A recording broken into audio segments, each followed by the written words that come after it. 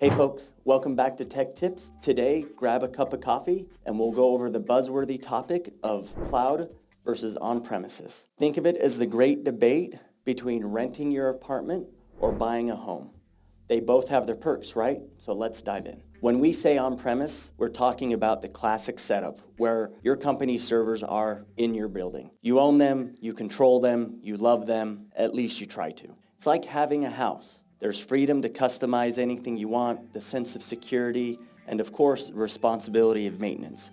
Your IT crew is your home improvement team, keeping everything running smoothly. Then there's the cloud, the cool, sleek apartment that you rent in the sky. The services like AWS, Google Cloud, and Azure offer you the space of their massive servers. You don't see them, you don't touch them, but you can access your data anywhere you have internet. So why choose one over the other?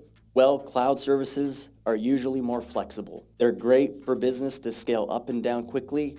Think about paying for only what you need, like a gym membership. Plus, you've got the cloud provider handling all the maintenance. But on premises, it's got the charm for those who need ultimate control for regulatory reasons, or just because you want to keep everything close to the chest. It might cost more up front, like buying a home, but you're the king of the castle. Here's a tip. Your choice doesn't have to be either or. There's a middle ground called hybrid cloud, where you can mix and match to suit your business needs.